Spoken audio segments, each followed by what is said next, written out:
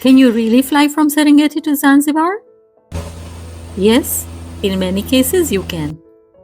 But there are a few things most first-time visitors don't discover until they are already at the airstrip. How do these bush flights actually work? Why do they sometimes take much longer than expected? What luggage can you bring? And what should you know before you book? In this video, I'll answer the questions that matter most, so you can enjoy a smooth journey from Serengeti to Zanzibar. One thing that surprises many first-time visitors is that there isn't a single Serengeti airport. Instead, Serengeti National Park has several small airstrips serving different parts of the park. The airstrip you use depends on where your safari ends.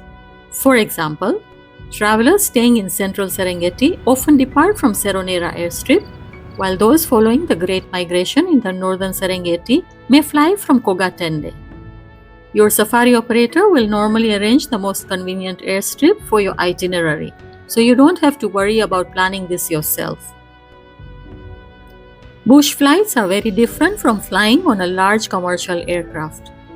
Instead, you'll usually board a small safari aircraft specially designed to operate from remote airstrips inside Tanzania's national parks. Rather than a busy airport terminal, you'll often find yourself waiting beside a simple dirt runway surrounded by the African wilderness. It's a unique experience, and for many travelers, it's one of the highlights of the entire safari.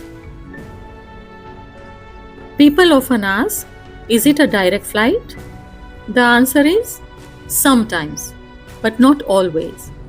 Think of these bush flights like a safari shuttle in the sky. Depending on the airline and the day's schedule, your aircraft may land at one or more other safari airstrips to pick up or drop off passengers before continuing to Zanzibar. Some routes may also include a stop at airports such as Arusha, Lake Manyara, or Kilimanjaro before reaching the coast. Because of these scheduled stops, the total journey time can sometimes take 3 to 4 hours even though you are traveling by air. Don't worry if your plane lands somewhere unexpectedly.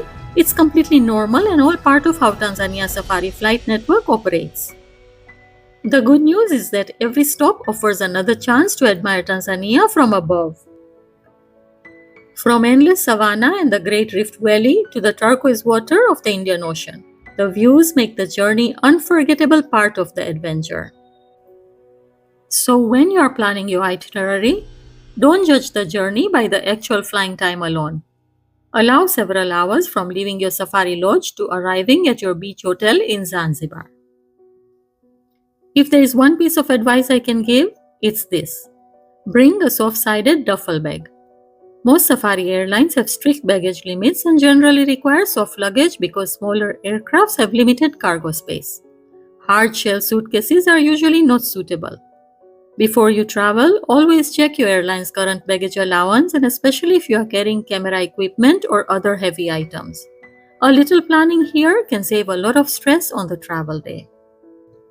Wow, now let's talk about arriving in Zanzibar. One of my favorite things about this journey is the incredible contrast. Only a few hours earlier, you may have been watching elephants, giraffes, or lions on the Serengeti plains.